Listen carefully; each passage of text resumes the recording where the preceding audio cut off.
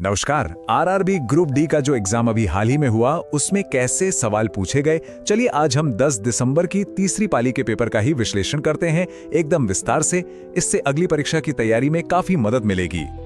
तो आज हम क्या क्या देखने वाले हैं। सबसे पहले करंट अफेयर्स के सवालों पर नजर डालेंगे, फिर विज्ञान की ओर बढ़ेंगे जिसमें भौतिकी, रसायन और जीव विज्ञान तीनों होंगे।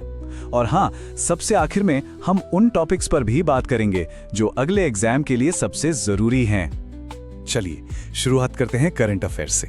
देखिए, इस बार का जो पेपर था ना, उसमें रैंकिंग, अवार्ड्स और जो बड़ी बड़ी नियुक्तियां हुई हैं उनसे जुड़े काफी सवाल आए हैं। तो पहला ही सवाल सीधा सीधा अंतरराष्ट्रीय रैंकिंग से पूछ लिया गया।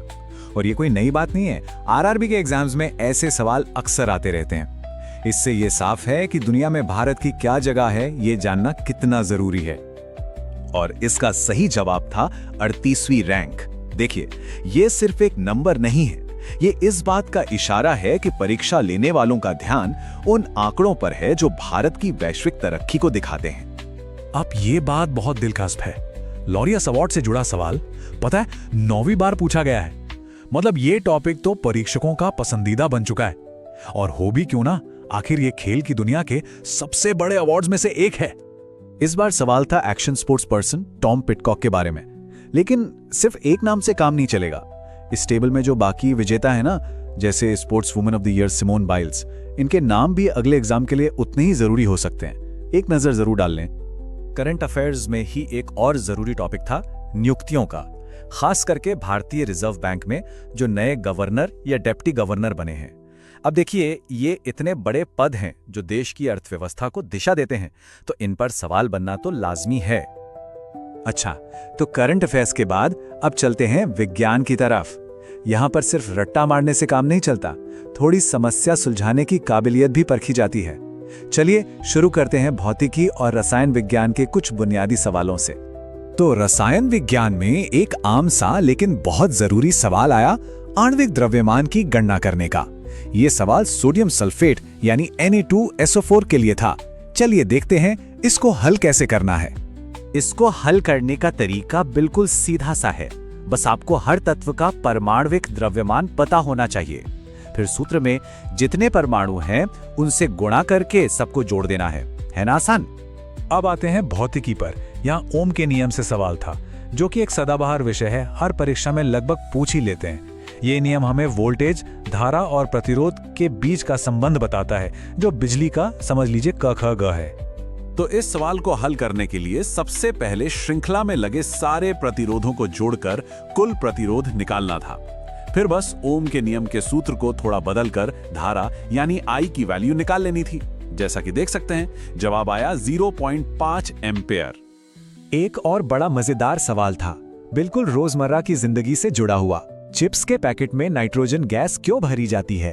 इसका तर्क सीधा सा है, नाइट्रोजन एक अक्रिय गैस है, मतलब ये प्रतिक्रिया नहीं करती। ये पैकेट से ऑक्सीजन को हटा देती है, जिससे तेल और वसा का ऑक्सीकरण नहीं होता और चिप्स सीलते नहीं हैं। इसीलिए वो इतने समय तक ताजा रहते हैं। ठीक है, भौतिकी और रसायन विज्ञान के बाद अब बारी है जीव विज्ञान की। इसमें जो सवाल आए वो आमतौर पर कोशिकाओं के काम करने के तरीके और ऊतकों पर आधारित थे। जीव विज्ञान में एक सवाल था कि कोशिकाएं आखिर सिकुड़ती क्यों हैं? इसका जवाब एक अवधारणा में छिपा है, जिसे कहते हैं हाइपरटोनिक विलयन। तो होता क्या है, जब कोशिका को एक ऐसे विलयन में रखा जाता है जहां बाहर घुले हुए पदार्थ सादा हों, तो सांद्रता को बराबर करने के लिए कोशिका के अंदर का पानी परासरण प्रक्रिया के जरिए बाहर आ जाता है और इसीलिए कोशिका सिकुड़ जाती है। पौधों से जुड़ा भी एक सवाल था, खास तौर पर पौधों में पाए जाने वाले जटिल ऊतकों के बारे में। पूछा गया कि जाइलम और फ्लोएम का आखिर काम क्या है, जो पौधों के लिए एक तरह से परिवहन प्रणाली की तरह होते हैं। तो इस पूरे विश्लेषण से हम किस नतीजे पर पहुंचे? आने वाली परीक्षाओं के लिए हमें किन चीजों पर सबसे ज्यादा ध्यान देना चाहिए? चलिए, हमने इसके लिए एक सूची तैयार की है जो आपके बहुत काम आएगी। ये सूची एक तरह से आपकी कार्य योजना है। इन विषयों को गौर से देखिए। सूचकांक, पुरस्कार, नियुक्तियां, वैज्ञानिक नियम, ये सब वो चीजें हैं जो बार बार परीक्षाओं में दोहराई जा रही हैं। तो अगर आप इन पर अच्छी पकड़ बना लेते हैं तो सफलता के अवसर बढ़ जाते हैं। और ये सिर्फ इसी एक पाली की बात नहीं है, ये पैटर्न हमने कई परीक्षाओं में देखा है। ये विश्लेषण तैयारी के लिए एक स्पष्ट दिशा तो दे ही रहा है। अब आखिरी सवाल ये है कि इस जानकारी का इस्तेमाल अपनी अध्ययन योजना को बेहतर बनाने के लिए कैसे किया जाए। इनमें से कौन सा विषय आप सबसे पहले उठाने वाले हैं?